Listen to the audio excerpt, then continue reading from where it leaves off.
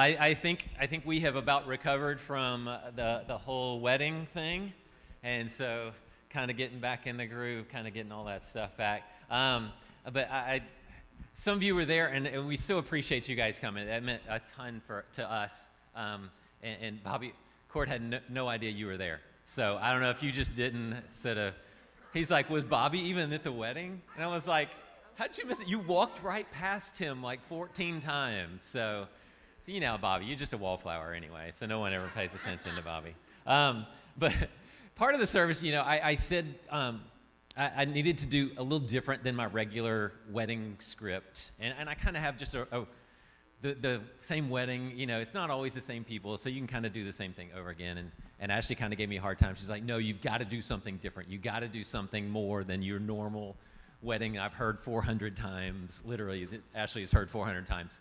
Because she's the only one that comes back to him. All right, and so I just started kind of reading through Song of Solomon, and I thought I'm just gonna see if this will prompt some ideas, prompt some thoughts up there. And so I'm up here doing the wedding, and so I've got my little book here thing, and Aubrey, my daughter-in-law, which is so cool to say. All right, she's like 18 feet tall. All right, and so no, she's like my height, 5'10", but she's got the heels on. And she's sitting there, and I have my little book here, and she keeps peeking over at my script to look at it. And I'm like, you can't do that, all right? But along the way, you know, I did most of my regular script. And then I said, you know what? I want to say something from Song of Solomon. And I knew sitting there, the 200 people, however many were in the audience, I knew you guys that were there at the wedding were going, oh, Lord, all right. He's going Song of Solomon. I don't know. We don't know where this is going. The rest of the guests had no clue what was that they were in any danger whatsoever. But and literally in my notes, all it says is Song of Solomon. Go. All right. So yeah, you never know what that was going to happen with that. So and I want to talk. I just want to kind of give you a brief. So those of you at the wedding, you're getting sort of a reprise of this. But I just in reading it, I learned so much about the relationship between husband and wife. And just the power of the words we speak to one another, and how in the Song of Solomon, the meaning of the words and the depth of the words that they used back and forth. In Song of Solomon, if you've never read it, all right, like you didn't sneak off and read it when you were a kid, all right, in youth group, oh, read this, all right. So if you've never read it, it's basically this interaction between the man and the woman.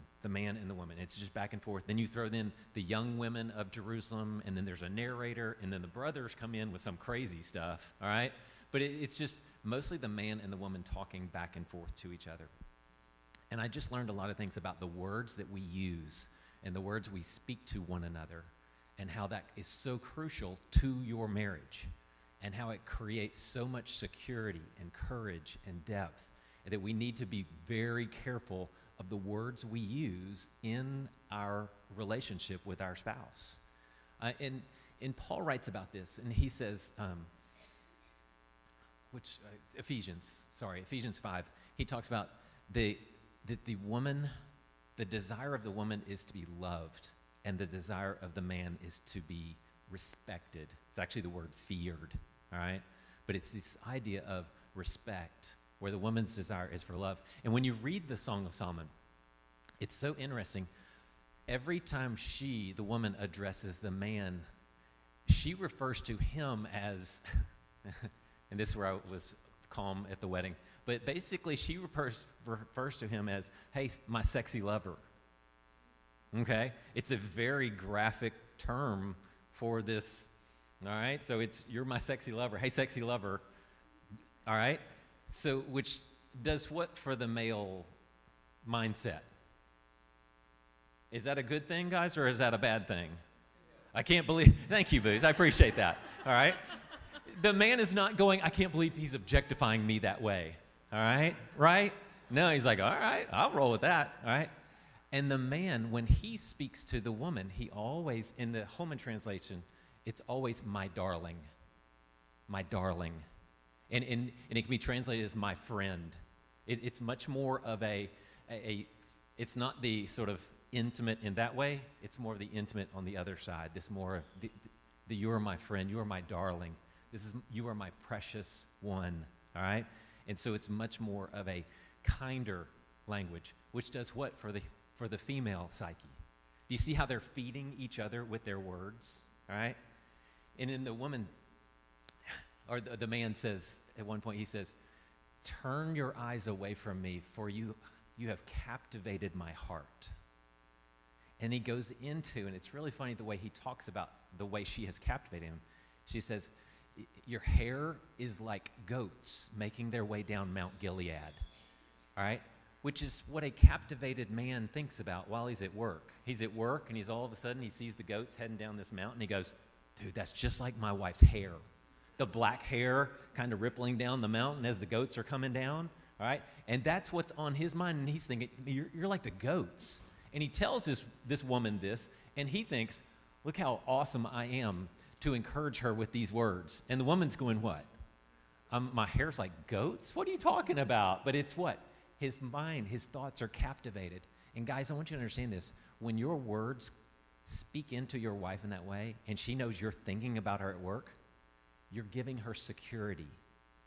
You're giving her soul security that she is the one who has captivated your heart and your mind. And she needs to know that and to hear that. She talks about her teeth. Her teeth are like the sheep that are freshly shorn, all right? Because that's what you think about when you're at work shearing sheep and you see the nice clean white and you think, that's just like my wife's teeth, all right? They're so white and purty, all right? And they have pairs, and they each one has its pair, and none of them are missing, which is just funny right there. All right, I don't know what you want to do with that one, but we'll just keep moving. And then I did drop that he was probably a deer hunter, and so he saw 2 fawns while he was deer hunting, and I said, well, we got to stop it right there because this is a PG wedding, and we're not going any further with that, okay? But you got to understand, the security. Gentlemen, your wife needs security in who they are in the relationship with you. They need to know your mind is wandering off at work, thinking about goats heading down a hill and sheep being sheared and just all of the attributes of her. That's what's consuming your mind. And ladies, your husbands need courage. They need to be encouraged. They need to have heart. Because I just know this. Men, we are only going to live up to the level at which our partner, our wives' words allow us to go. So ladies, here's the thing. If you want your husband to have courage off the chart in your relationship and what he does and what he says and how he behaves and how he does this thing, you need to put the bar really high. And with Court up there, and I'm giving Court a little bit of a hard time, I said, listen to what this woman says about him. It says, your arms are like rods of gold set in topaz.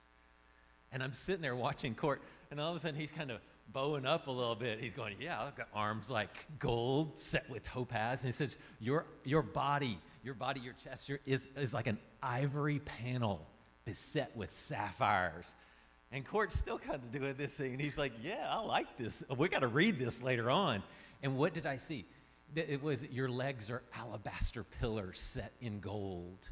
I'm thinking, this dude's probably got the dad bod rocking, all right, hadn't seen the gym in 4 years, all right, ate way too much. But what does she say about this man to give him courage, to give him fear and respect? She talks about him, not how he is, but what?